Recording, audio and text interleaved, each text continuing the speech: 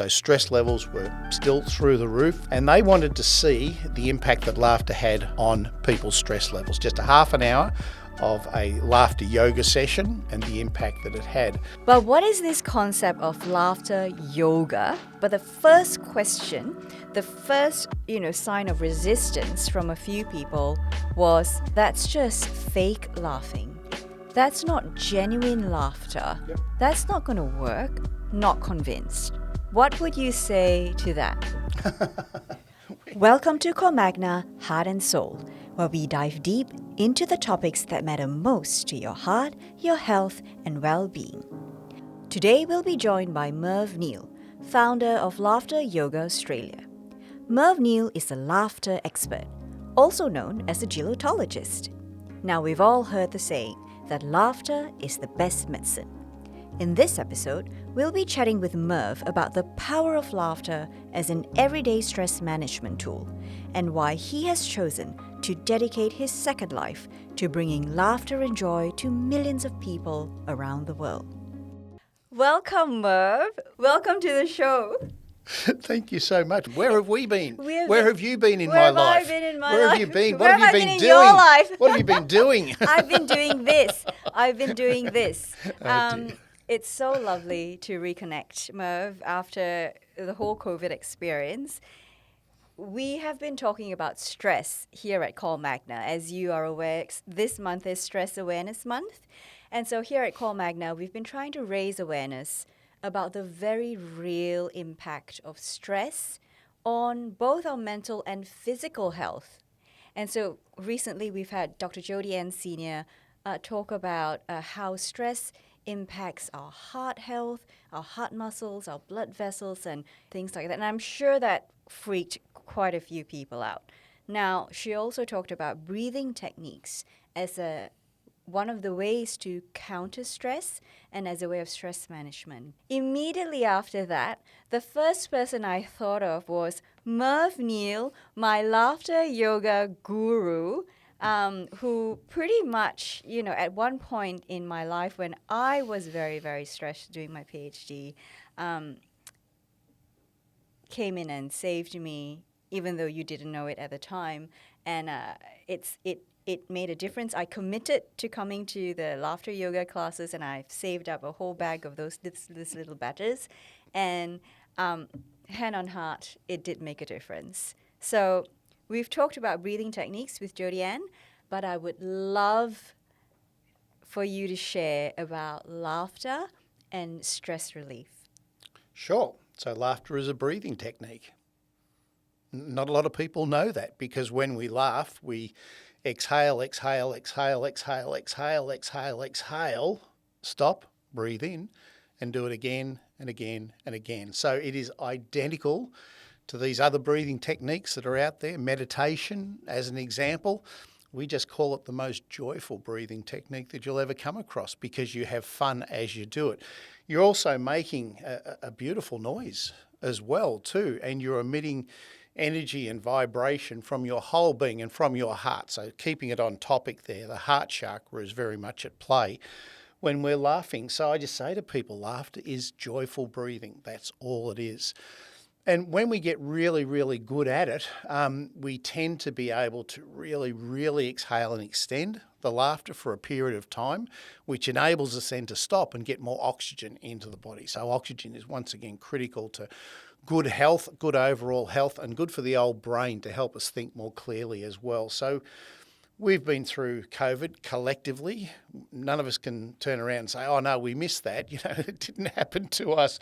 When I'm working with people with their illness or their disease or their condition or something like that, I can find it very hard to relate to those people and what they actually went through, because I didn't go through it with them, but we all went through COVID together. And the point that I'll make here, Amber, is COVID was the longest and highest sustained period of stress that we have ever been through. So here in Melbourne, Australia, where we are presently and where I believe you spent lockdown, as did I think it was 282 days of lockdown. The longest period of lockdown in the world was experienced here in Melbourne. Now, you can't do that to people and expect them to go, oh, that wasn't stressful, that was a bit of fun, we're okay. And that stress, of course, had an impact on our overall health.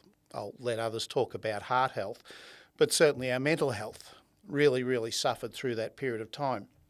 So just going back to the point about stress, everyone goes, oh, stress is a bad thing. Well, it's not. It gets us out of bed of a morning. It gets the heart working. You know, our whole being has to be under stress for us to function. I was travelling in the car here and I was experiencing a level of stress that actually stopped me from crashing into other people. But then when we stop, we have to de-stress. And if we don't de-stress, that's when we get into a situation that I call distress.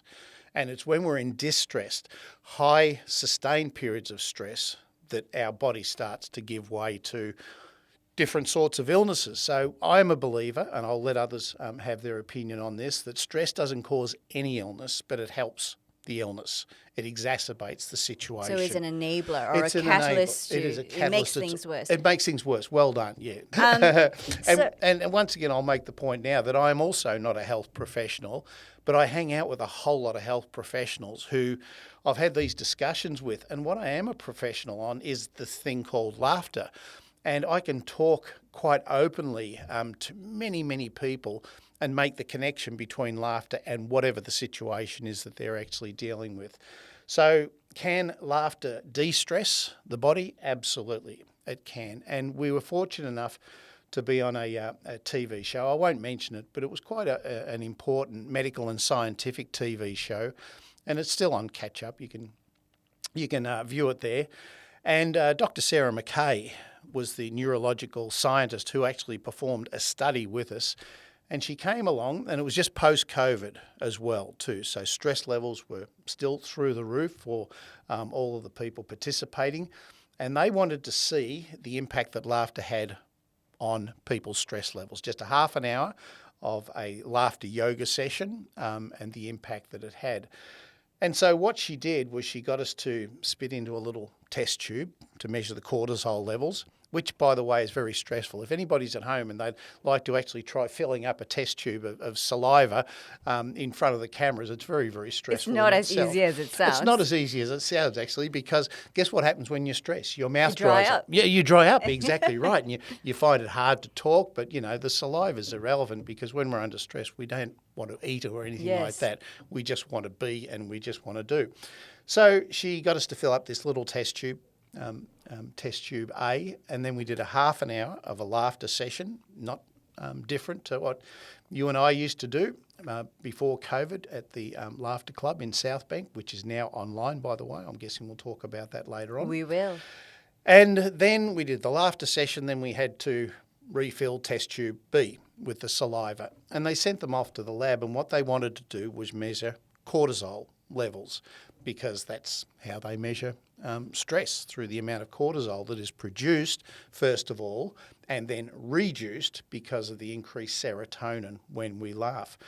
And we showed with some of the participants that we could reduce stress levels in just half an hour by up to 65%. Now, this is fascinating. All medically and scientifically proven by Dr. Sarah McKay and the lab.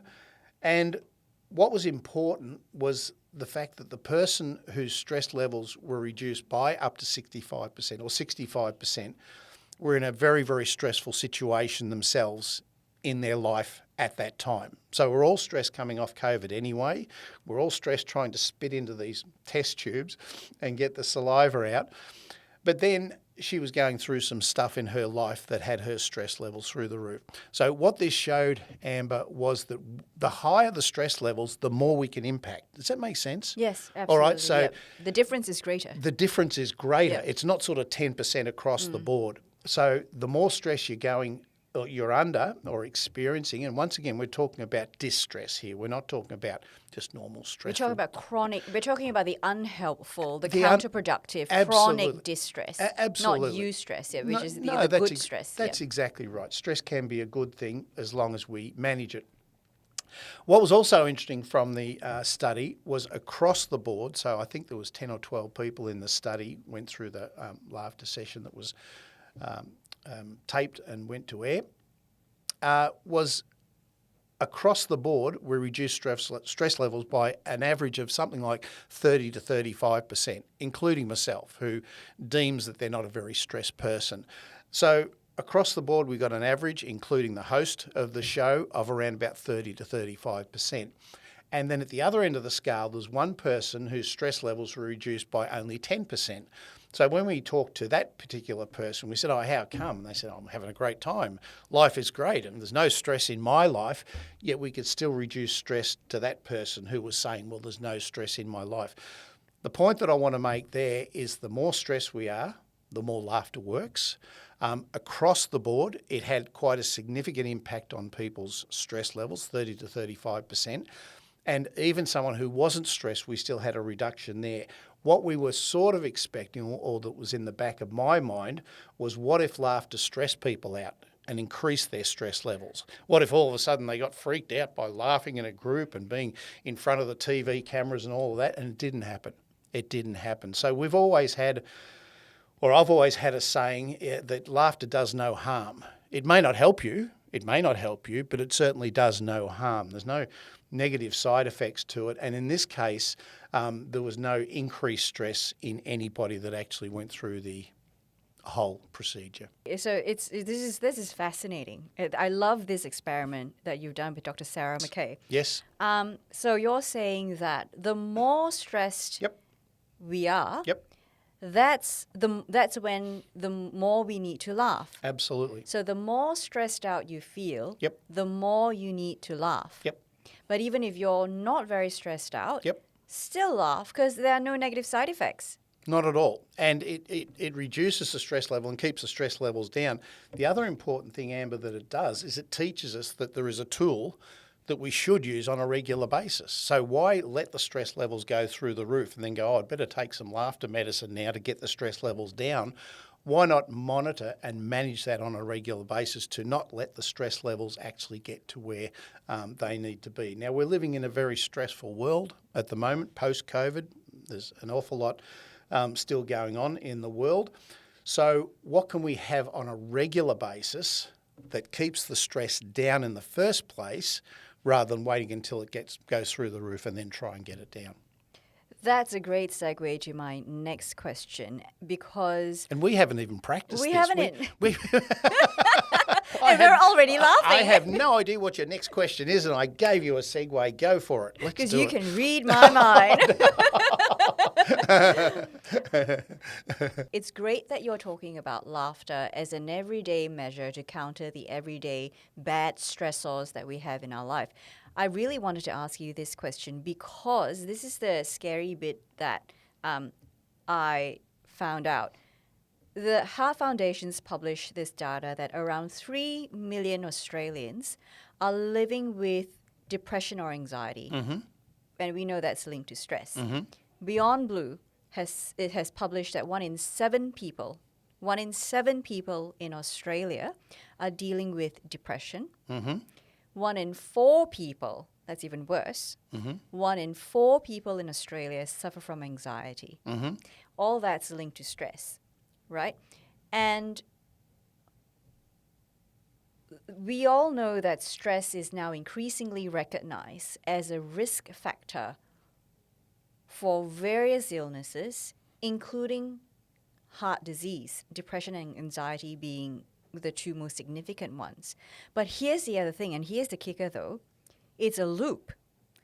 Because even if, let's say, stress, depression, anxiety did not necessarily lead to your being diagnosed with heart disease, then quite often people who get diagnosed with heart disease feel depressed or anxious because they're now thinking, oh, I've got this condition, a chronic long-term condition that I've got to deal with. So it's really this really unhealthy, it's both ways.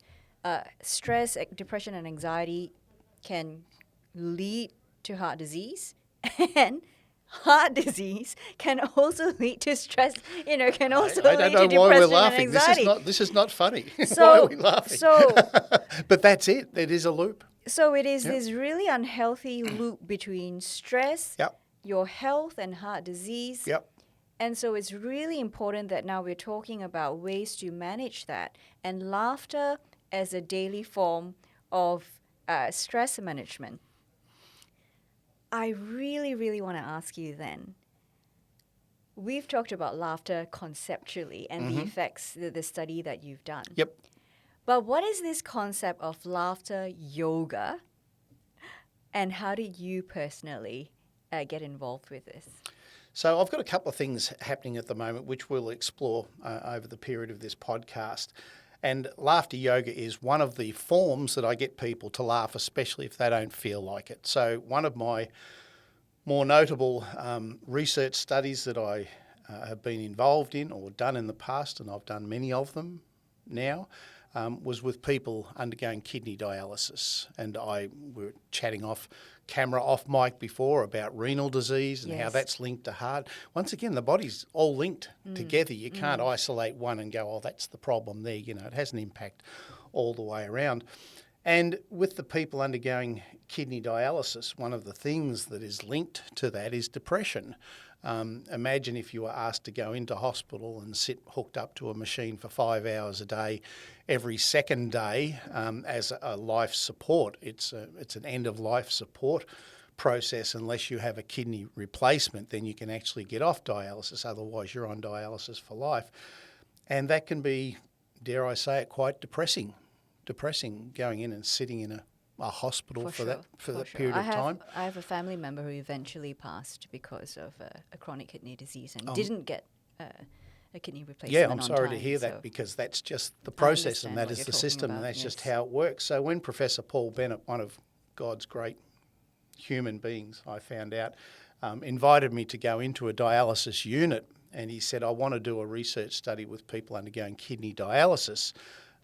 He said, can you get them laughing? I said, well, let me go and have a look at the unit and see what we're up against. And these people, some of them have had limbs removed because of gangrene due to diabetes. These people are very, very depressed. And when you're depressed, you don't feel like exercising, so you don't exercise, so therefore you get more depressed. And it is this spiral, once again, that I've found with any illness, be it cancer or COVID or any of these sorts of things. You get the illness, but then you have to deal with the mental impact that the illness has on your mental capacity. So what we do with the laughter, and in particular laughter yoga, is we interrupt that thought process, all right? Because I'm stuck in this negative life cycle, that I have heart disease, I'm kidney dialysis, I've just been diagnosed with cancer. So you have to deal with the physical side, but then your mind goes on this little loop that goes, oh, I've got it, what's going to happen next? Is this going to happen? It just goes negative, negative, negative. What we do is we interrupt it with the laughter. So as soon as I get people laughing, even if it's just for 30 seconds, I'll ask them, what happened in that 30 seconds? How many thoughts did you have about your illness? And they go, none. I go, oh, right, so we can interrupt that thought process. That's step number one. Once we've interrupted it, we then have to move into the positive side of it. So we'll talk about positive psychology shortly. But you can't jump straight into positive psychology. Oh, come on, buck up, get your mindset. It just doesn't work that way. So laughter forms as an interrupter, or what I call a distractor, to distract you away from everything else that's going on. And then we move the mind into a more positive state, which is what positive psychology is all about, by introducing the laughter into the body. Now, here's my point. You asked, what is laughter yoga? Laughter yoga is a body laughter exercise that influences the mind. And it's linked with yoga breathing. So getting back to laughter is a breathing process, it's a breathing exercise, but we then combine it with yoga breathing. So essentially, laughter yoga is a process where we laugh as an exercise for no reason, no comedy or jokes or anything like that, just purely as a laughter exercise. Then we do a clapping exercise to intervene between the laughter and then the yoga breathing. So we laugh, clap, breathe, laugh, clap, breathe, laugh, clap, breathe for 5 minutes, or ultimately up to a period of 30 minutes, provided the people can actually do it. So it is a full aerobic exercise workout where the good old heart and lungs really start to work in conjunction with each other to optimise health and to be used as a distraction away from their situation or circumstance. So what happens physically to our bodies when we laugh? When we laugh, well, we jiggle. We jiggle. So I I love the jiggly jiggle bits. it. I'm not sure if the camera's getting my bits jiggling here. I've got a couple of bits up here that jiggle away. But a true belly laugh is where our whole body starts to erupt. And so many people will say to me, I remember that time when I had a good belly laugh. And what they're actually talking about is when their whole body actually gets involved in the laughter exercise.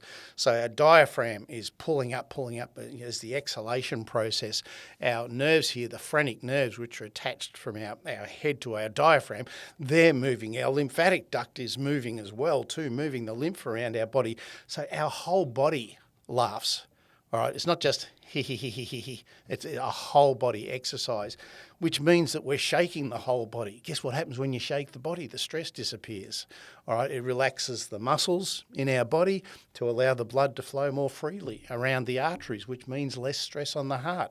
All right, the heart doesn't have to work as hard as it does when the muscles are tight and restricted. When everything's constricted. When everything's constricted. The poor old heart's working overtime to get things out there. That's right. What if we could relax those muscles? And that's exactly what we do. So laughter yoga is a process that enables people to laugh in a way that suits them, that results in health and happiness. And I must say, I remember turning up to my first laughter yoga class in leggings, thinking, what are we going to do here? And what have I set myself up to? Sure. And I could have gone in anything. Well, I'm glad you come in something. something. In something at least, yes.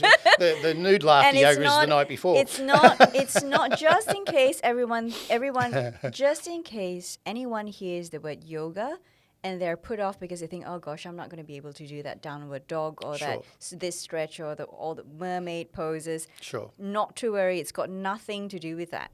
No, so for people viewing this body, clearly this body is not going to get down on the floor and put one leg behind my left ear. It's not going to happen at all. Nonetheless, it is a very well exercised laughter yoga body. So no, we don't. Yoga is misunderstood as bodily poses. It's not. The word It's yoga. one aspect to it, but Absolutely. it's not all of it. Absolutely. The word yoga means the unity of the body, mind, spirit, or from a medical term, the body, mind, physiology. So what happens to the body? The whole body gets involved and starts to move and starts to shake, which relaxes the muscles, which enables the blood to flow more freely around our body. What happens to our mind? Body, mind, well, the mind goes. The mind leaves. It's distant. It's over there. We laugh the mind away. So all of the chatter that's in our mind and all of the thoughts that are there just leave. So to be mindful, you have to first of all be mindless. So it's getting rid of all of those thoughts and especially those negative thoughts.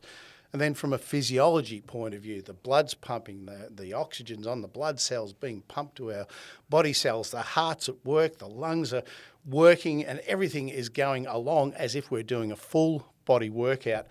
But then we clap and then we breathe and it stops. So this is called interval training. So back in my youth and when I was in the military, when we used to train physically, they would say, run until you vomit.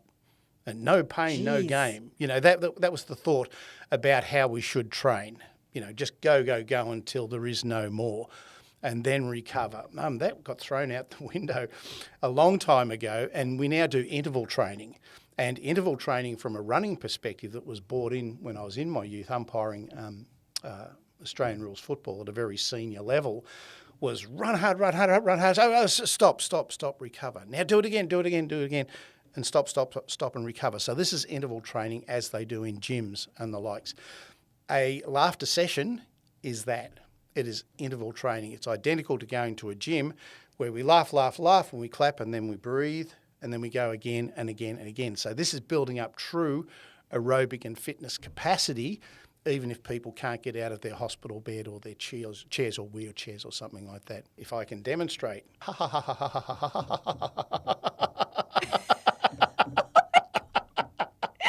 stop, breathe in, go again. All right. So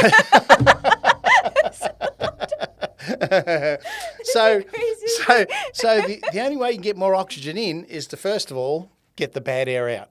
So yes. the movement of the diaphragm and the extended period of the laughter, the sound of the laughter, is what actually gets rid of the toxins from the lungs, any congestion in the lungs and all that sort of thing, but then enables the lungs to expand to get more oxygen in. And that's what the laughter does. But what's interesting, Amber, it's all done unconsciously. We don't have to know this. We just have to join in and just do it. And when you are laughing in a group of people, whether it's online or in person, it becomes so much more contagious to the point where you're just laughing for no real reason. You're just laughing for the sake of laughing because of the contagiousness of the laughter through others. So that's another fascinating point. I really wanted to ask you whether is there a difference when you're laughing by yourself versus laughing in a group? Yeah, so I believe you've got a very attractive husband, and you may go out to dinner sometime with that very attractive man. That's subject to opinion. He's sitting over there. He's sitting over there. He's saying, get on with it. So you may go out to dinner with your husband, and it's nice. You may go out to dinner with your husband and your friends, and three of your groups of friends or something like that. Or you may go out to dinner by yourself. Now, dinner by yourself is nice. Dinner with your husband may be a little bit nicer, but dinner with a group of people just turns into a different experience. It turns into a social activity, and the enjoyment and fulfillment you get by being in that social activity over a dinner with friends is just amazing. And next time you do it, listen to the laughter, the amount of laughter. So laughter is very much a social interaction between people. I saw a study that came out just the other day that 15% of our total laughter is in response to comedy or jokes. The other 85% is just interacting with other people. And we're sitting there, we're going, no. So it's actually an acknowledgement that I'm enjoying your company and I'm hearing what you're saying and I'm responding through the laughter. So it's very much a communication tool. Getting back to your point, can you laugh by yourself? Yes, you can. Yes, you can. It just takes some skill and some techniques and some training, but you can laugh by yourself. So before this podcast is over, I will introduce you to the Laughie, which is what we're using for people with mental health conditions in the National Health Service in the UK. And this is teaching us to laugh all by ourselves because we may not be with other people or have that stimulus. But I'll do a Laughie by myself, or I'll do a Laughie with somebody else, or I'll do a Laughie with 100 accountants, as I did recently for the CPAs. And to watch the 3 different videos of me laughing is a totally different experience because you're feeding off the energy of the other people that are laughing with you. So can you laugh by yourself? Yes, you can. It's not that easy though. We really need those social cues from the other people, especially if you're looking at somebody who is smiling and laughing. There's nothing more beautiful than looking at another human being who is just in total joy. And that's what we do in a laughter session. That sounds beautiful. Now, is that how you joined Laughter Yoga? You met a group of people and that's what got you into it? No, I got sick back in 2002, mainly exacerbated by, stress. That's right, yeah. Good old stress. There it is. That'll do it. That'll do it. So I was in IT back in the 1990s. I had my own IT business, and all of a sudden something came along called the Y2K phenomenon. You're too young to remember. I am Y2K. old enough to remember, Merv. Don't be fooled. and this was where we're going to transition from one century to another. Planes were going to fall out of the sky. Buildings were going to explode because our computer time clock wasn't going to tick over properly. That was going to be the end of humanity. The end of humanity, and et cetera, et cetera. We've been through a few of those, COVID more recently. So we're going through the Y2K phenomenon. And everybody's going, oh my goodness, we need IT. We need video, voice and data updates to our IT. And guess what business I was in? I was in IT. And what's interesting, when people start to panic buy, as they did, as we did during COVID, what's with the toilet paper? So why did people buy toilet paper? I don't understand. It's one of those phenomenons that we'll never, ever understand. But people thought, I'd better buy IT. And they were making emotional panic decisions. No, not a good thing to do. And I was sitting there going, well, I have all the IT that you want. The point is, it was a great time to be in business. My goodness, the tills and the cash register and the money was just coming in, because we're in a situation which was really quite unique, where everybody wanted what you had. So we worked as hard as we possibly could, just non-stop drinking, partying as well too. It was a combination of all of these things. And we got through the Y2K with a very, very successful business outcome. Made lots and lots of money. It was a good time to be in business. So I thought I'll put it on the market and sell it. And hopefully someone will come along and go, oh, this is a good business. Look at all the money that it's made, and they'll give me more money. And someone did. And they came along and they bought the business off me. And I did say to my wife at the time, I said, I'm really quite tired. I said, I'm really quite tired. I was actually exhausted. I was burnt out, from the whole experience. And I said, let's just wait for the cheque to clear for the business, and then we'll move on. And this was back in the days where you had to wait several days for the cheque to clear, Yes. and all of a sudden the dollars went into the bank, and I go, oh, it's done, it's finished, it's over. I no longer have to work. It was a good financial decision. I can just relax and take things easy. You've made it. I've made it. Good on me at the age of 45, financially independent. And I looked down and I was hemorrhaging. Oh, And wow. Yeah, What? yeah, internally and externally. I was bleeding from different parts of my body externally and hemorrhaging internally. All of a sudden I was coming up with bruises inside of me, and I just said to my wife, I said, I think I'm in trouble. I said, we need to get to a doctor really, really quickly. So we rushed down to the doctor, who rushed me straight to the Box Hill Hospital, the cancer ward. It wasn't cancer, but they thought it may have been. And they diagnosed me with a multitude of internal illnesses, not necessarily caused by stress, but certainly exacerbated by stress. And they said, I don't know what you've been up to, but, we suggest you go home and get your affairs in order. So, geez. yeah, it was a bad time. It was a bad That time. sounded very final. It was very final. So I went home and did the 4Fs, talking about final, the funeral, finances, family and friends, and organised all that within about 48 hours, and then sat down and started to laugh. And my wife said to me, why are you laughing? This isn't funny. I said, I have no idea. I said, I just feel like laughing. And I was laughing hysterically. I also got an appetite for oysters, which I didn't eat. Is Previously. this a sudden, as in you suddenly Sudden developed urge, sudden urge for oysters. Give me oysters, give me oysters. Right, And then okay. my dog would look at me and say, let's go for a walk 3 times per day. So my whole world was turned upside down from one of a very successful, hard-working, hard-drinking, high-stressed, high-wired, adrenaline junkie businessman to this oyster-eating, lunatic laughter guy, Dog walking. walking his dog 3 times per day. But I started to feel fantastic. Now, I knew I was sick and very, very sick, but all of a sudden I started to feel good. I'm going, what's going on here? So I went back to the doctors after a week and just said, I'm back, what's going on? They said, what are you doing? I said, I can't stop laughing. I'm eating oysters by the dozens daily, and I'm exercising my dog 3 times per day. And I said, why? I think we have no idea. And they said, maybe you've lost your mind. Maybe that, maybe your mind hasn't been able to compute everything that's happening, and you've lost your mind and turned into a crazy person. I'm going, maybe I have. Maybe that is the case. And they said, well, there's a ward down here where we can actually... I said, no. I said, I'm not going back to hospital. The psych ward is But essentially... Yeah. And I said, no. And I just went away and just continued to laugh and eat oysters and walk my dog. All of a sudden, I came across a doctor who was interested in seeing me on a regular basis. And he recommended I come and see him week by week, 10 o'clock every Tuesday morning. And he said, what's with this laughter stuff? You're laughing an awful lot, I hear. I said, I can't stop laughing. And he said, oh, laughter's very good for you. I said, in what way?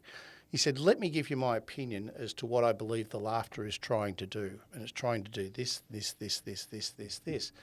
I'm going, this is amazing. I said, why don't you administer this to people? And he said, well, we don't know enough about it, but we know that it's good for you in some way.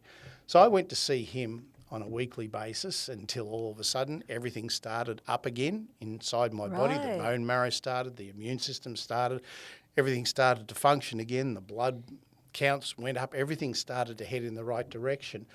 I'll fast forward through all the medical stuff that happened in that time, but 8 months later, I walked out of there, in their words, totally cured. Now, I don't like the word totally cured, but that was their words because everything had gone back to where it should have been. There was no symptoms whatsoever. And was this after you did your tests, your blood tests, and everything was All showing that sort of you've stuff. come back to normal? Absolutely, absolutely. And I put it down to the laughter. And I just said the laughter had an impact on my body, mind and physiology, as did the doctor. He said laughter was a critical way of helping you recover from this critical illness.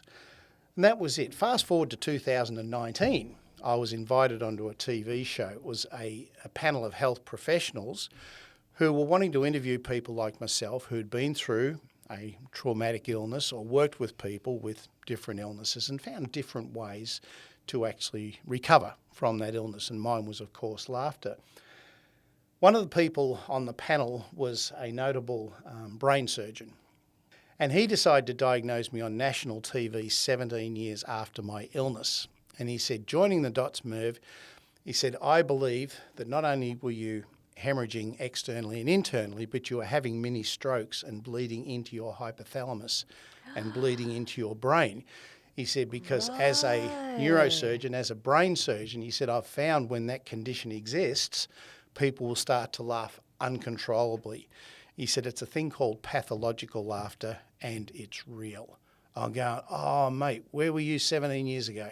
I really needed that information 17 years ago to explain why I was laughing uncontrollably.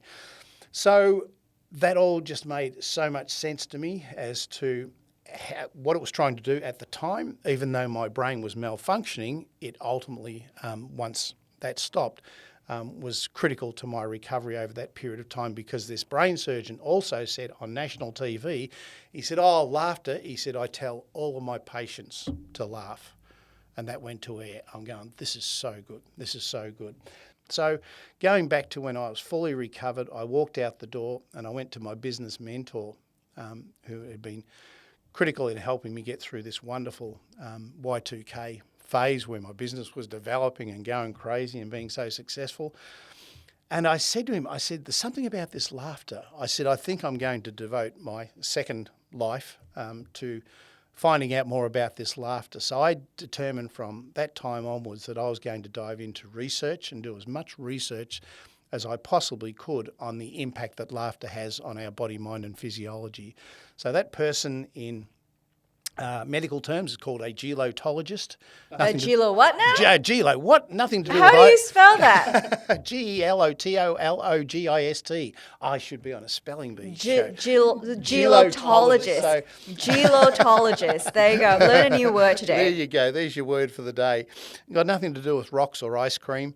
That's gelato. And The other one's and the other one- geology, am I right? Exactly.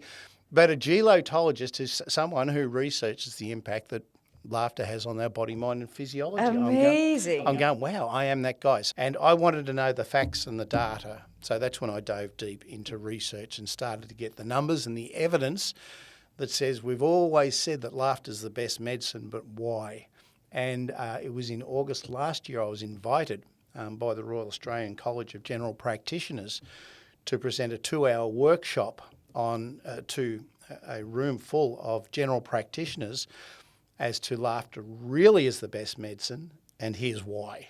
And they were just hanging on every word. I'm going, wow, wouldn't it be wonderful if we could get it out to health professionals and just let them know what we know so that they could maybe administer laughter. You've been doing this for a while now, Merv. So how likely do you think is that going to happen? You're talking about laughter being prescribed Being to administered. people, administered by health professionals. If you'd had asked me 2020, I would have said not likely at all. And then along came COVID. And the gift of COVID for me was I put everything online. So all of my work was being done in person with the groups. through necessity, not choice. I had to put everything online, otherwise I was out of business. So I created different methodologies for my training, my workshops, my research, etc., all to go online. And all of a sudden I got contacted by a then health psychologist who was doing their PhD in 1 minute of laughter. And they called this thing a Laughie. And Laughie stands for laugh intentionally every day. And they contacted me and they said, oh, I've been observing your work and I've seen that you've picked up on my Laughie and doing a Laughie challenge. And the Laughie challenge was when we came out of lockdown and all of the restrictions were lifted, I thought, how can we impact positively on people's mental health in Australia to overcome the damage that was caused by COVID? And I said to the Laughter Yoga Australia team of people, we're an a national organisation of people, and we come together once a month, and I said, give me something that's exciting, that's fun, that will get people back on the mental health path with laughter. And someone said, let's create a challenge like the Ice Bucket Challenge. So the Ice Bucket Challenge, most people remember that, raised some $200 million for ALS, which is, I think, a neurological disorder. And people said, oh, I'm going to tip the bucket over my head and you do it. I'm going, what about if we challenge them? I'm going to do a Laughie, a 1 minute recorded laughter exercise, and I challenge you to do the same thing. So the person who created the Laughie from Monaco all of a sudden saw what I was doing and sent me an email saying, hi, I've seen what you're doing. I created the Laughie. Can we talk? Now, I thought I was in trouble. I thought I had to get the lawyers on the line. That you breached some kind of IP patent or something. And this person just said to me, I'm doing my PhD with the Laughie and you've created this concept and you've been doing laughter practically for 20 years. Can we join forces? I said, I would love to. So we did 2 research studies using the 1 minute of laughter concept. It was during this process that her professor in charge of her PhD heard of me and said he'd like to meet me. So we met on a Zoom chat, the 3 of us. Professor Jerome Carson, I'm sure he won't mind his name being mentioned, and he's the head of psychology at Bolton University in the UK. And he said, let's do something together.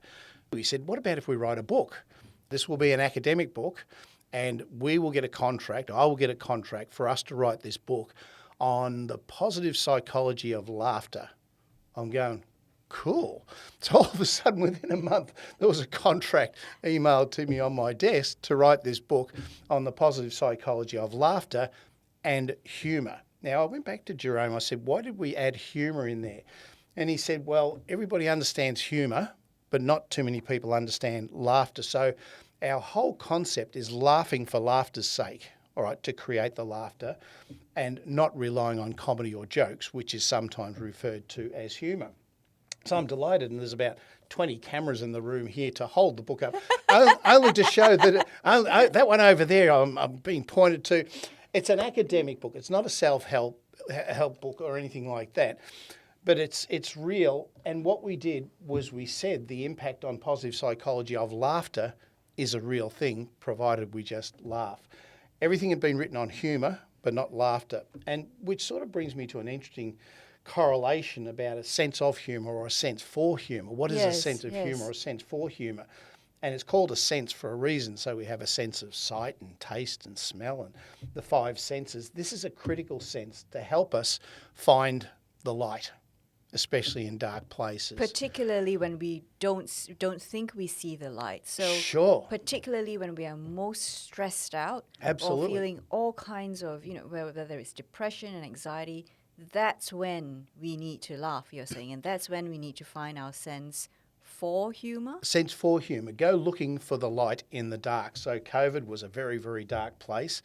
But guess what took off during COVID? TikTok. Of course. And everybody's doing dances and funny little things. And then memes took off, and these were cartoons with a funny thing. So this was people finding a sense of humour or a sense for humour during COVID. The other thing that took off was emojis. Before COVID, there might have been 10 emojis. Now there is 10,000 emojis. And I vowed and declared that I would never, ever put an emoji in an email. It's just not professional. It's not right. It's one of those things that you would do if you're being flippant about something.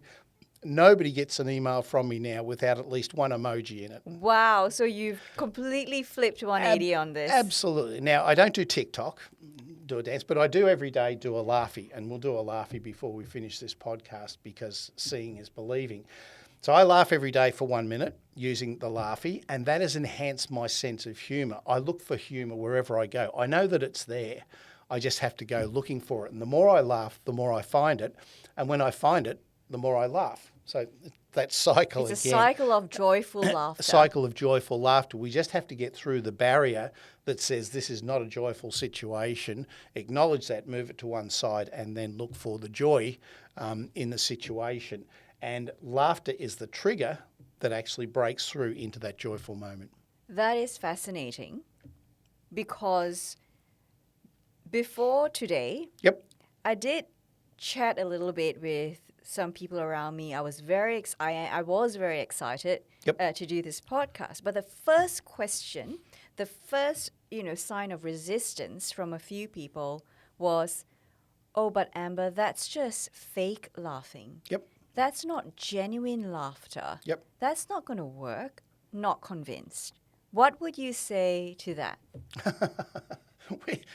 We fake things all the time. We fake Right, okay. we fake turning up to work and enjoying it, because sometimes you don't enjoy it. But you've got to put on your happy mask and you've got to go through it. My Lord, I'm reading a book at the moment about a doctor going through COVID in the NHS in the UK. That's not a fun time. They had to turn up to work every day and risk their lives. But they turned up to work and risked their lives to save the rest of us, So we're faking stuff all the time. So why couldn't we, or why shouldn't we fake the laughter? Now, the brain doesn't actually know the difference between real and not real laughter. The mind does. The mind's over here going, "That's not real. That's not right. Oh, shut up. Go away. You're not being helpful with this. What if I could just sit here and do a series of he-he-he's and ha-ha-ha's and ho-ho-ho's? And as long as I do it regularly enough or long enough, all of a sudden it starts to actually become funny because you're sitting there going, ha ha ha, ho ho ho. Oh my God. Now you're laughing. Yeah. That just becomes a trigger. That just becomes a trigger. So what if in these dark times we could just start laughing, and that creates a sense of humour or a sense for humour. So when I'm in a particularly not pleasant place, I'll go looking for something to break the tension, break the ice. And it's just about creating that situation, then laughing out loud, and then the person laughs with me as you did then, and everything comes back to a state of balance. Would you say it is sometimes another way of thinking about it, I suppose, it's a choice. How you react to any given situation is a choice. Yep. You can work yourself up. Yep. No doubt something unpleasant might have happened. It can be acute stress, it can be a very bad day at work, or it can be being diagnosed with a chronic or terminal illness. Sure. We all need our moments to deal with that Yep. for a period of time. Yep. It can be grief. It is grief. Yeah, it is grief. It is grief. But after that period of time, you can then choose to continue being in this state of distress. Yep. And what you're doing when you're in a state of distress is then piling on all this further negative impact on your health. Yep. Or you can choose another form of release to counter that negative stress. Sure. So one of the choices you can make is to start laughing. Now, the mind's over here going, "I don't want to laugh. I can't laugh. This I'm is being not done." funny. Shut up. Shut up. Just start laughing now. In fact, why don't you laugh with me? And I just start laughing, and I invite people to laugh with me.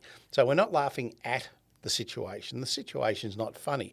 I'm just inviting you to come and laugh with me to see what impact that has on your situation. And all of a sudden we're laughing in spite of, or we're laughing through the situation. We're not laughing at it because it's not funny. But as long as I start laughing, all of a sudden they start laughing as well too, because it becomes contagious. So if anything, do it for that physical positive impact, that all the good that it's doing, all the oxygen that it's, all the wonderful things, all the release, everything that's going through your body. One of my research studies was with people with chronic pain, and there's nothing funny about chronic pain at all. So people in chronic pain, guess what? They don't want to move. And do you know what the best thing for chronic pain is? Moving, exercise, but they're in such pain that they go, no, I can't move, I can't exercise because. People with depression as well too will start to wind down and shut down to the point where they won't get out of bed. What have you got to do if you're depressed? Get up and about, get exercising, do something. But the mind and the mindset is, no, I'm depressed because. And so people with chronic pain, I can't exercise because. Now, here's an interesting thing. At some stage, they had pain. There is absolutely no doubt about that whatsoever. They had surgery, they were in a car accident, something. I have absolutely no doubt that at some situation they were in pain. No doubt about that whatsoever. But there's another thing called suffering. And this suffering can be what lingers beyond the pain that we call pain, but it's suffering related to the pain. Now, I'm not saying there is not a situation where people are not in chronic pain. I'm not saying that at all. But could it be the situation where the suffering is where they decide or choose, quite unconsciously usually, to live their life because of that painful event? So if we can intervene with that, break the link between the mind and the pain, maybe we can work through that. Let me give you an example instead of waffling on and trying to explain it. So a person came to my laughter training up in Sydney, and they were, let's call them an elite athlete, a top athlete, who damaged their shoulder.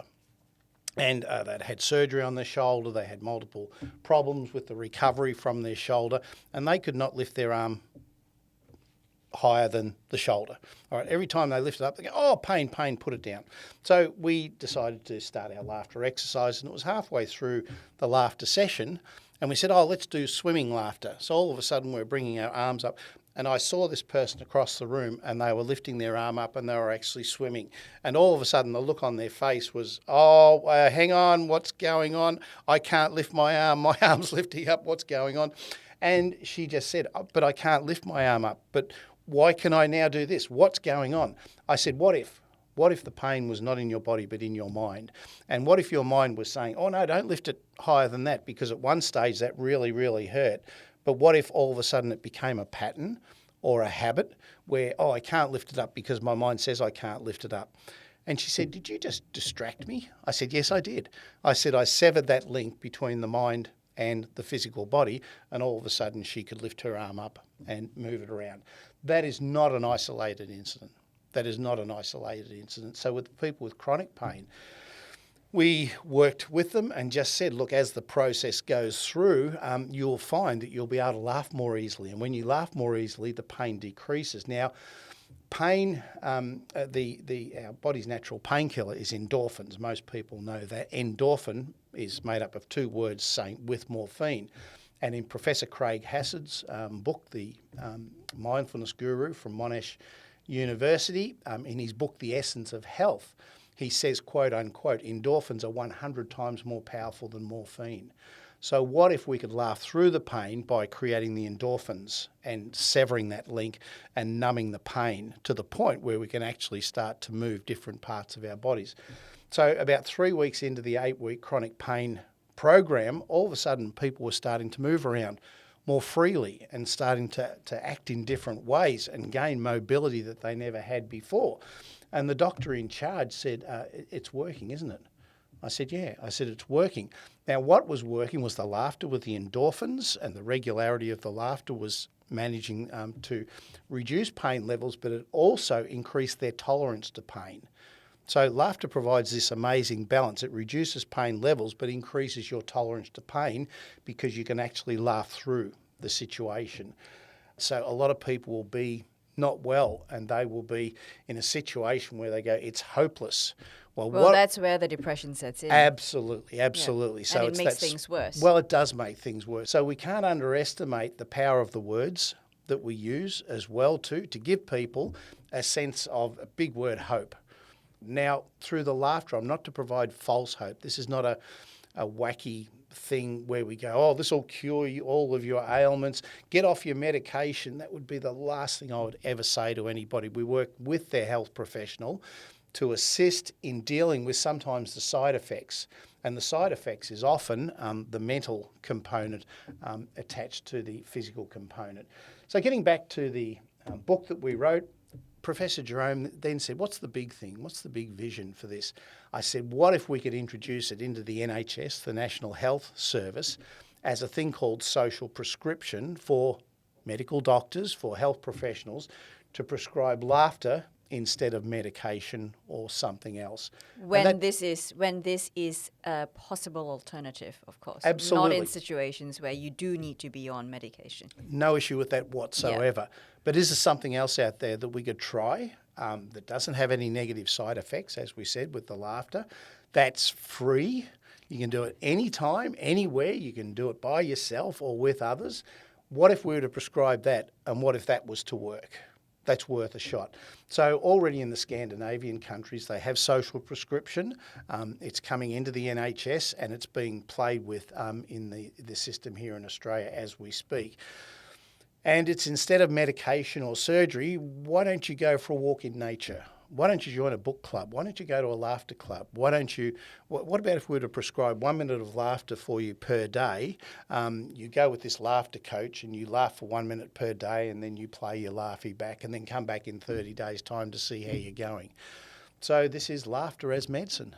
And again, so that it's not misinterpreted, Yep. this is something that you would discuss or you would only do in conjunction with, together with the medical practitioner. And again, only in situations where this is something that is a support. They're in charge. They're the boss. But why They're the not boss. try it? Absolutely, and that's what we're saying. And certainly when I presented to the general practitioners, after 2 hours, they're saying, can we start prescribing it now? We're good to go. And it was written up in social media. I won't say the person's name, but a person of note said, I can see laughter as the next big thing for social prescription here in Australia. Amazing. I'm going to drop the mic. Your job, My your work job is done. So there's been a shift in the world post-COVID. People are looking at things that are not mainstream, and our health system is under such stress and strain at the moment. We've got doctors up in New South Wales going on strike because they can't stand working any longer. That's not going to make the situation worse. Recently, psychiatrists walked out in their hundreds and just said, no, we're not working there anymore. So we have a system that's under such strain and stress and crisis, and the health professionals have had enough and they're walking away. So this is not going to make the situation any better in the short term. So we need to look at other things. Why not look at yoga? Why not look at Tai Chi? Why not look at meditation? Why not look at laughter? Why not look at these things that have a track record, that haven't been mainstream, that if administered safely in conjunction with a health professional could be awesome? And that's our message. So this would be a really good opportunity, I think, to explore a little bit more about your work with the dialysis patients, because you've introduced this concept and this technique in hospital and clinical settings. So you talked a little bit earlier that you did visit the dialysis ward. What were the outcomes? What were your observations, and what was the response and reaction, both from the patients as well as the hospital clinical staff? It was awesome. It was awesome. With any research, you're trying to prove what you believe to be true. And you go, I believe this to be the case. I believe that this laughter is really good. Let's do a research study to prove it. And you're hopeful, and you put it together in such a way that will hopefully support that thought process. That's what research is. But then, with any research, there's a gold nugget. And this is something that comes right out of left field that we never saw coming, and go, oh, did not see that coming, but that's awesome. And with us in the dialysis was blood pressure. So we've always known that high blood pressure can be reduced. Getting back to the good old heart theme here, high blood pressure can be reduced through laughter as an exercise. It relaxes the muscles, it gets the heart pumping. The nitric oxide levels are critical for the expansion and contraction of the blood vessels and the arteries and all that sort of stuff. So it's really, really good for bringing down high blood pressure. People on dialysis inherently have low blood pressure. That's just a side effect of the kidney disease and the dialysis process. And then, of course, they take the blood out by a machine from the body, clean it and process it and put it back in. That is the process. So what can happen because they have low blood pressure and you're taking blood out from people, is you'll go into a situation, an emergency situation, where an alarm goes off saying, warning, warning, blood pressure too low, stop the process, see to this person, because they can go into cardiac arrest or organ failure because there's not enough blood to pump around. I'm not a doctor, but this is what the doctors told me. So what happened in the ward the 4 weeks prior to our research study was they had 19 of these alarms went off saying, warning, warning, problem over here, emergency situation, deal with this. During the 4 weeks that we did the laughter exercises, we had 19 alarms go off. Now, we were in fear of all of a sudden alarms going off everywhere and call off the study, we're going to have a negative impact on these people. It didn't happen. So once again, that affirmed that even doing the laughter exercises when you're undergoing a medical procedure such as kidney dialysis, not dissimilar to chemotherapy, and I've done that as well, does no harm. In fact, it does a lot of good, because moving the body, guess what? Gets the heart pumping, gets the blood pumping through the machine more efficiently. More oxygen, all that sort of stuff happens. Here was the kicker, and here was the thing we never saw coming. The 4 weeks after the study, there was 4 alarms went off in the ward.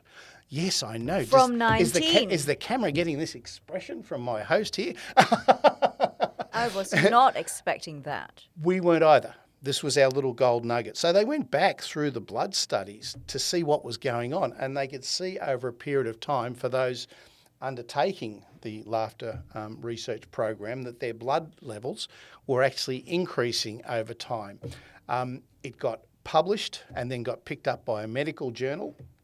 And I'll never forget Professor Paul Bennett saying, oh, Merv, you know that thing about the blood pressure going up and the alarms being decreased by, 75% from 19 down to 4. He said, it's just been medically published in a journal. I said, is that important? And then all of a sudden I started to get emails saying, dear Dr. Neal, can you come and talk at our conference about this study? I'm going, this is really important, isn't it? He goes, it is. And to this day, I talked to him just recently. He is still attending conferences around the world talking about how laughter can increase low blood pressure, in particular with people with kidney dialysis. So that was our medical moment. Discovery. In the meantime, the people were having fun. The staff were having fun. The energy in the place was lifting, and everybody. One lady was taken off suicide watch. Oh, their words, not mine. All right, we have taken this person off suicide watch. I'm going, this is really cool. We're having an impact. All of a sudden, you would walk into the ward. It wasn't just me. It was a team of other people that were laughter people that were helping me. We'd walk in, and everybody got so excited. They all started cheering, and ho, ho, ha, ha, ha, and started laughing. I'm going, this is awesome. And so the morale, from a business term, the morale in the ward lifted. The people were excited to see us because they knew they were going to have a laugh. They were going to have some joy. And on the last day, beg my pardon, on the last day, we had the TV cameras in there, the Project TV show off Channel 10 was in there. I think The Age was in there, the Herald Sun. This whole media pack, because Monash Health got the media in there to show the work that we'd done and all that sort of stuff. And I'll never forget just seeing this whole place abuzz and alive with this media interest going, what's going on? We're having fun in a dialysis unit. Is this even possible? And it was, and they were interviewing Professor Paul and interviewing myself. And I'll never forget the moment where we were both leaning up against the wall, two alpha males, me and Paul, and going, how good is this? We did this, how good is this? And Paul said, I'm so relieved. He said, I thought you might have killed someone. I'm going, what now you tell me? I believe him. Now he tells you. now he tells you. So that was the outcome. It was just an amazing outcome. Wonderful. If we can just get more in touch with the body and the mind and the physiology, the holistic health concept, and bring it all together, what impact will that have? And I've just found that laughter plays in all of those spaces: the emotional health, mental health, physical health, spiritual health, social health, self-help. All the energy centres of the body, they're called the chakras, and it just has a balancing impact on those energy centres. There's one space, though, I want to ask you about. And you that's put your nothing- and you that's put your nothing to finger do- up as I know, well. I put my finger We're up. getting serious yeah, we're now. Getting serious. No, we are getting serious here because it's a very different space. It's not the chakras that you've talked about. Yep. I'd love to get your thoughts about stress Mm. and laughter at the workplace because I Yep. think we can all agree, or we all recognize Yep. that in today's modern world, Yep. unlike worrying about a tiger wanting to kill us Sure. or primitive things like that, Yep. a huge source of stress for many people comes from the workplace. Yep. Is there space for laughter at work? Absolutely. Because laughter boosts your mood, which is your emotional health, how you are feeling. The relevant M word in the workplace is morale. All right. So the morale of a workplace is how is everybody feeling at work? Are they having fun? Are they having a good time? Are they burnt out? Are they exhausted? What is the morale? And 52 years in owning and operating my own businesses has taught me that if morale is low, you got nothing. You got nowhere to go. We've got to get morale up. We've got to get morale high, which is how people are feeling about working in the organisation. And it's really, really hard if you're under the pump like our health professionals are and burning out. Our teachers at the moment, I have 4 sons and daughters and sons and daughter-in-laws who are teachers, and the burnout in teachers at the moment is just amazing. So we're not getting enough teachers in the schools. We're not getting enough health professionals working optimally. Aged care, residential homes, go and talk to them about the situation in aged care. None of this is new. So we've got to do the one thing that we can control, and that is boost morale. We've got to get back to having fun at work. And the best way to do that is to connect as a group, connect as a team. And that's what the laughter does. It connects. So the research study that we did with the Laughie, the HR manager, talent manager, I think they're called nowadays, human resources, people manager. Actually, at the end of the study, this was our gold nugget that we never saw coming. They said, quote unquote, I can see doing 1 minute of laughter daily in our business is not just good for the mental health of our staff, but for team connection. Wonderful. I'm going, there it is, team connection. What happened during COVID? We were disconnected. We lost it. We lost that connection to other human beings. Right. I have a series of what I'm going to now call the touchy-feely questions. Oh, should we hold hands? No, your husband's here. We can. No, your husband's can in the if room. you want to.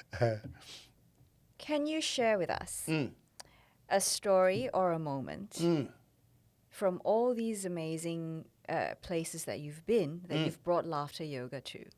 Can you share a story or moment where laughter yoga had a profound impact on someone's life?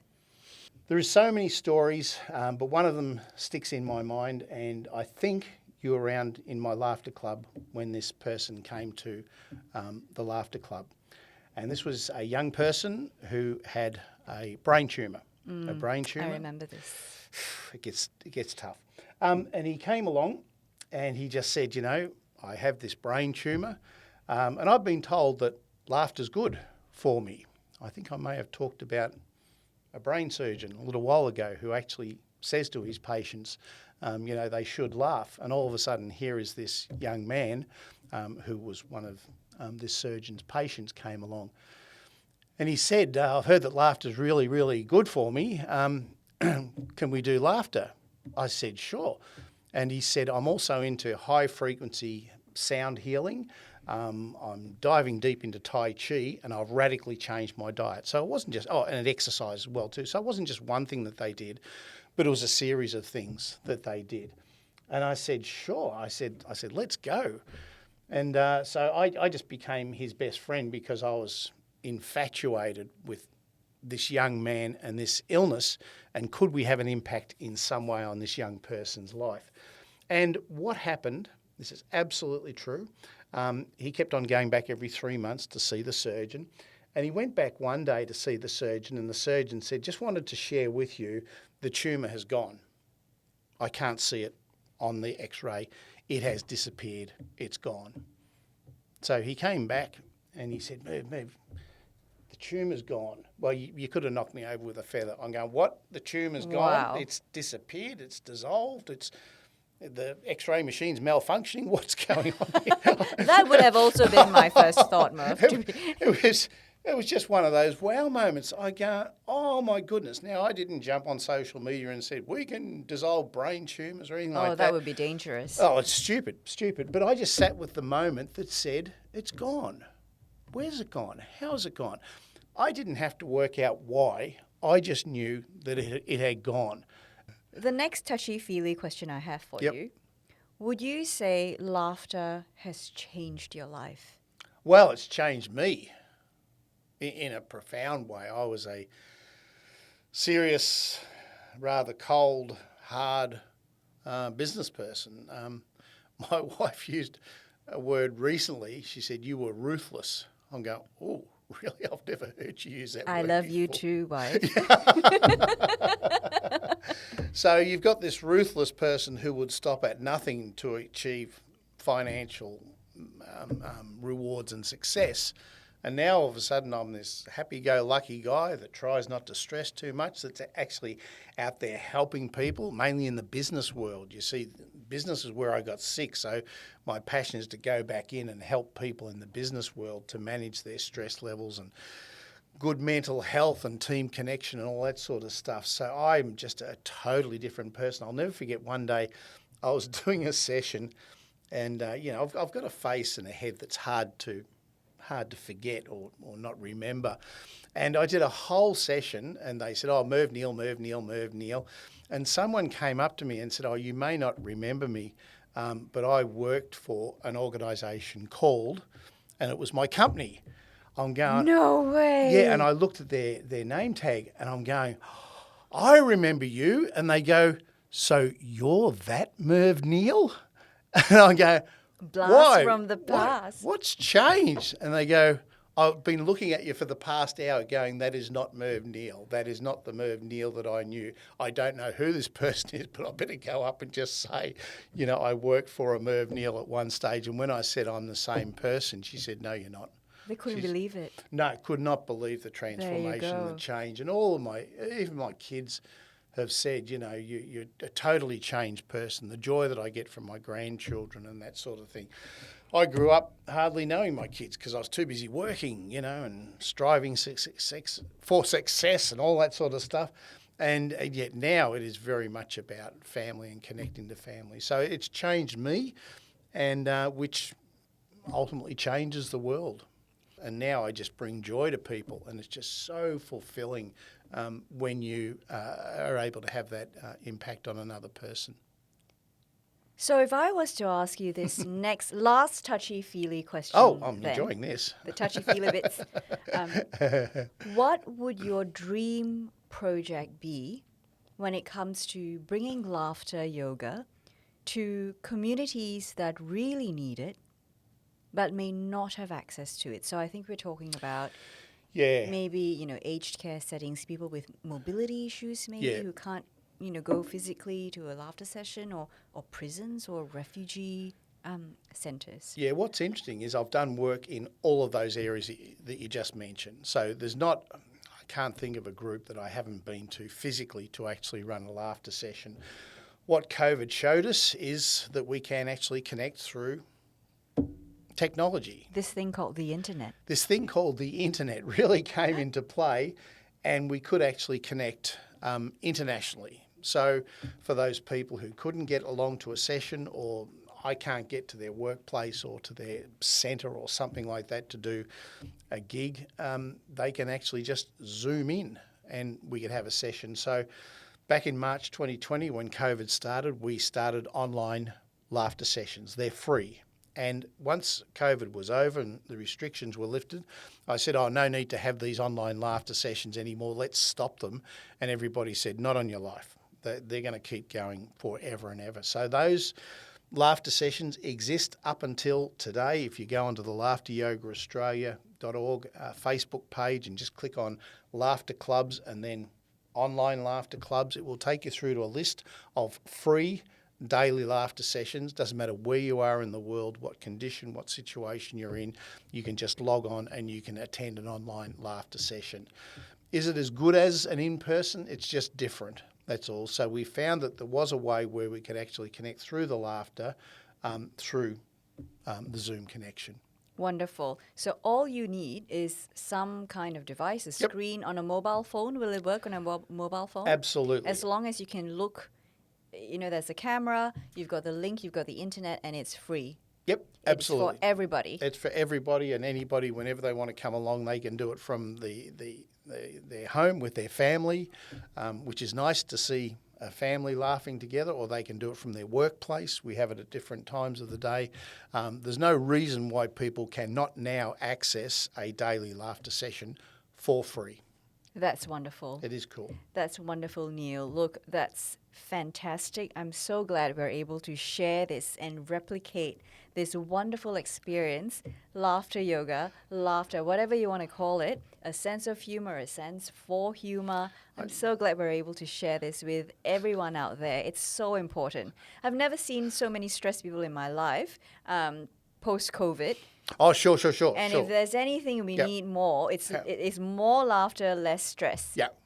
Yeah, indeed. Can I share a humorous moment that just happened then? You mean we weren't having a humorous moment the whole time? I think we were. Please share. You called me Neil. Did I? Yeah, you did. The laughter's interfering with my brain. I know, and I'm giggling, going, she can't even remember my name. What is she doing? So thank you, Agnes, very much for this. From today onwards, I'll be Agnes to you, and you'll be Neil to me. As well too. You see, we can laugh about those things. We made a mistake. Big deal. It was an error. Let's just move on. Let's just have a laugh about it and just move on. If you can't laugh at yourself, you can't laugh at No. And we must learn to laugh at ourselves, or more importantly, with ourselves. Could I introduce you to the Laughie? Because I think we're just about done. We do need to do that. Do you have your mobile phone I with you? do have my mobile phone. We all have our mobile phones with us. We can't go anywhere without our mobile phones. What do I do? So to camera, that one over there, we're going to introduce you to how you do a Laughie. So you get your mobile phone and you open it up and you turn on the camera. Turn on the camera. Feature. I can do that, yes. And you turn it on to video and you reverse it to yourself. Oh, it's like a selfie but on video mode. But a Laughie. All right, so a selfie is a photo in a single moment. A Laughie is a 1 minute recording of us laughing with our best friend, which is this person here. Which is ourselves. Which is out here. So just bear with us. In fact, why don't you play along at home or wherever I don't know if I'm going to regret this. No. And on the count of 3, 2, 1, we're just going to laugh for 1 minute and record ourselves laughing. 3, 2, 1, go.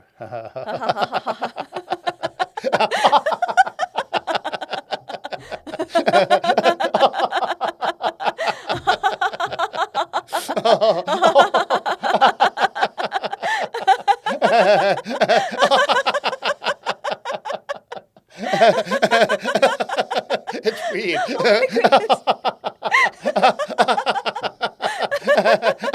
We're halfway. I know.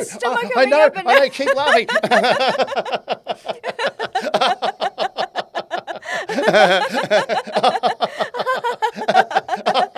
Am I laughing at myself? Yes, indeed.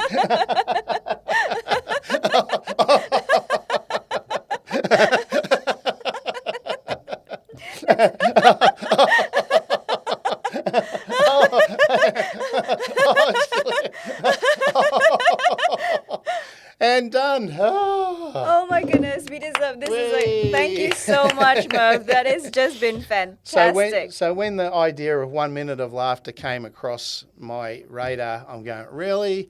How impactful could that be? You just experienced how impactful it could be. So there we go. That sudden release is quite indescribable. Are we done? No, I've got one. I keep saying I've been tricking you the whole time. I keep saying I've got one last question. I know. Let's do it. What is it? Say I want to sign up to a laughter class, a laughter session. Now, I've gone and done it, but for those of us who are the uninitiated, yes. What can one expect from a laughter session? To go from weird to wonderful to wow. There is nothing weirder than what we just did. Then coming to a laughter session, you recall the first time you walked in there? Yeah, you do remember my face when I walked in there? Absolutely. It was not one of laughter. No, this is not a happy person. This is a person who is experiencing some levels of stress in their world, as you were at the time.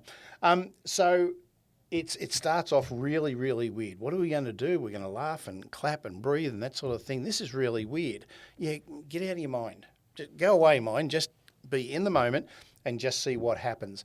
About halfway through the series of laughter exercises, and there is a process that we actually go through of laughing, clapping, breathing, you get to a stage where you go, oh, I'm actually feeling quite wonderful now. What's going on?